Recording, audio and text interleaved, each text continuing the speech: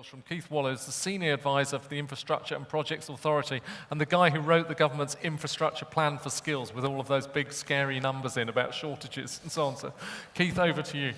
Thank you very much, Richard. What I'd like to run through this afternoon very quickly is focus in skills through a productivity lens. That's a word we're going to hear a lot of from the government over the coming months. Talk about some of the challenges and opportunities. I want to start with one of the first challenges, and that's those four numbers you see on the screen. 100, 250, 57, and 0. From the National Infrastructure Plan for Skills, we said because of the increasing levels of investment, we need to find 100,000 additional workers just to deliver our pipeline. 250,000 of the existing workforce, though, need to be retrained to suit the different blend of work that sits in the pipeline moving forward. It may be the same number of people, but it's different skills we need to deliver that. The skills that are different from conventional highway construction to smart motorways, for example. Maybe a different blend of skills is a key part of that. 57.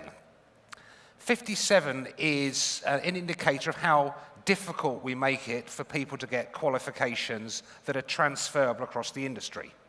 There are 57 different qualifications for temporary fencing, which to me is 57 more than we need. We need to start thinking about what damage over bespoke in our training comes. And the last number is 0. And we heard a lot about problems with skills. And if we look at the panel on the stage that I'm standing on now, 0 is the number of women on this stage. 0 is the diversity score of this panel talking to you today. So if we are serious about skills, we're serious about productivity, we're serious about improving the attractiveness of the industry, we need to hear less from elderly white male, sorry Simon, but people like myself. We need to get more diversity of thought, more diversity of message when we're talking about that. So that's one of the key challenges. I want to talk about efficiency versus performance. I want to talk about some of those objectives and measures we need to get out of our investment in infrastructure, and a bit more about smarter infrastructure and skills. So it says up there the opportunity. That may be a challenge as well.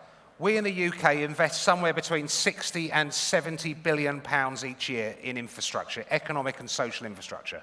That's transport, energy, schools, prisons, hospitals, utilities. We are investing as a country an awful lot in our infrastructure, and it's growing. We've seen a fiscal remit for the National Infrastructure Commission talking about our long-term infrastructure needs and setting a baseline of between 1 and 1.2% of GDP for public sector investment in economic infrastructure. It's about 0.8% at the moment. So across the sectors, huge amount. And of that pipeline, and we'll be updating that later this year, we've got about £90 billion being spent in transport to the end of this decade. So a significant level of investment in there. And of course, when that says challenge, also you could read that as an opportunity. If we've heard a lot about productivity and how the economy as a whole isn't doing particularly well, but there are sectors who've invested heavily in technology innovation, like the manufacturing sector, that have seen quite significant productivity gains. But if you can't read the scale, at the very bottom of that graph, bumping along, is construction, more or less flatlining over the last 20 or so years. And actually that gap between the best performing sectors and construction offers perhaps two opportunities. If we can close that gap, that means we are delivering a more productive economy, because construction makes up about 8% of GDP. So we bring that up to that higher levels, that is going to boost the overall productivity levels of the United Kingdom. But moreover, good quality, high-performing infrastructure helps boost other sectors of the economy as well. We get this right, there's a real opportunity for a double boost to our productivity. But, and we heard a lot from how we procure, how we specify things. We in the past, and some work we've been involved in over the last few years, is looking at how can we do our projects better. So that's really how can we be more capitally efficient in the projects we deliver. But actually that isn't the answer. That's just the first stage in our maturity. We need to be thinking about the whole life performance of our infrastructure. It's not just about can we build things cheaply, it's about can we deliver better outcomes from our investment to citizens, to users, to the society as a whole. And if you like, you could say that just focusing purely on the capital efficiency of a project, how cheap can you build something, is about trying to do the wrong thing better. If you're looking about the whole life system performance, you're trying to do the right thing well. So if we get that focus away from a very narrow capital efficiency bias and move on to whole life performance of our infrastructure, that is something that will help and unlock innovation in the supply chain. And you'll see a lot more of this pyramid, hopefully, over the coming weeks. One of the things that is a bit of a challenge when we are looking at how clients are setting out their requirements to industry and how industry is setting out their stall for what they're going to deliver, we have for a long time focused at the very bottom there on the project. So we have a number of objectives for the project. We want it safe, we want it on time, we want low carbon, and we have a series of measures in which we evaluate how people are going to do that: cost, schedule, quality, etc. But actually, when that project is complete, it becomes an operational asset, be it a school, be it a highway, be it an electricity generation plant. And we need to be thinking about the performance when it's operating. So we need to be thinking about whole life cost and value, about the benefits that asset is going to deliver to users, about availability, about resilience, and those sort of issues. And of course, above that, at a network level, many of these projects, like a strategic road, fits into the network itself. So we have a number of network measures we want to get out. We want our transport infrastructure to be delivering not just reduced congestion and improved capacity, we want to unlock land for regeneration and housing and boost businesses and homes. So we need to think about how the network performs. And above that again, there are some system-level measures that we might be interested in. We've heard from the National Infrastructure Commission about the long-term vision for our infrastructure. You've seen the green paper on industrial strategy that set out some of the objectives we want to get in the UK from investing in infrastructure. We want jobs, we want growth, we want to rebalance the economy, we want to unlock land for housing. So we need to be thinking about at a system and a network and an asset and a project level. If we procure just for a capital project, we are unlikely to deliver those asset, network, and system benefits. So, and it comes nicely into a SNAP model. If we start thinking about the investment life cycle as we move from policy through delivery into operation, it's sometimes quite challenging to have a clear line of sight with what we end up with from what we started with. So sometimes we might see the policy is asking for an antelope, the business case offers a buffalo, we try and procure a cheetah, we contractually incentivize a donkey, and remarkably, we end up with an elephant. If we want to deliver the policy objective, we need to get that alignment the whole way through that investment life cycle. We need industry to understand what the policy objective is. We need sponsors to set out their requirements to clients. We need clients to articulate their requirements to the supply chain. And we need the supply chain to deliver that asset back into service, to deliver those benefits for users, for operators, and for society as a whole.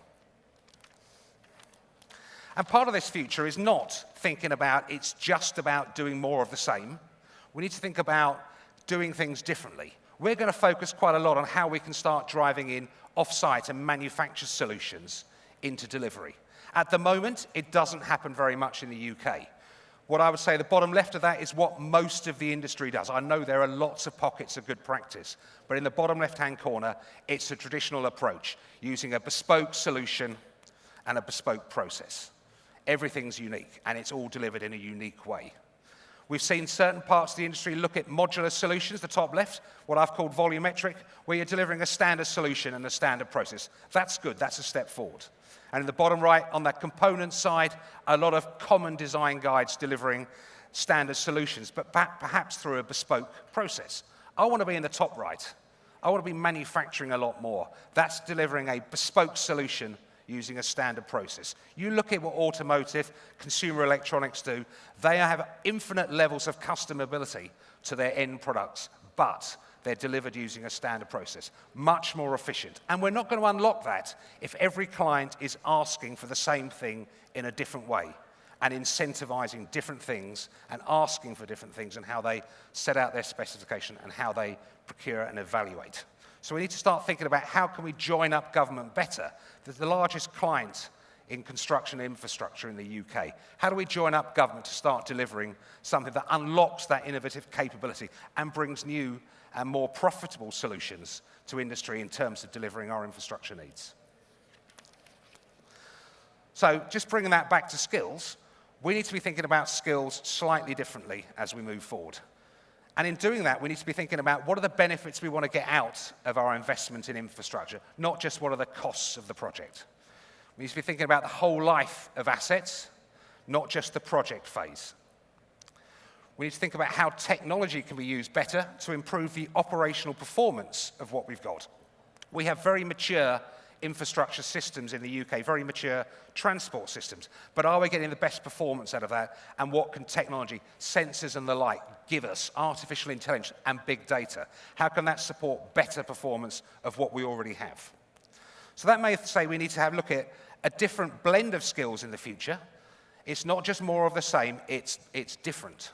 Some of the skills that sit in the marketplace at the moment will perhaps need less of them in the future. Some will need more, and there'll be some new skills, and a lot of those around digital skills for the future.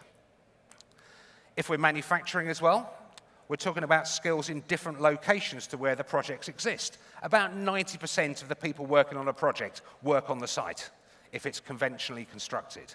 If we're talking about manufacturing hubs in the UK, we're moving a lot of economic activity, a lot of jobs, a lot of growth potential into other areas of the UK, new economic heartlands throughout the UK. And of course, through that, we should be looking to boost not just the productivity of the construction and infrastructure delivery industry, but actually for the economy as a whole. So if we get this right, we will not just have a more productive infrastructure and transport network in the UK, we should be making the industry much more attractive so we can get a slightly more diverse demographic working in the industry. And if we do that, we'll not just be delivering better outcomes for the industry and for the clients, but for society, the economy, and the UK as a whole. Thank you very much.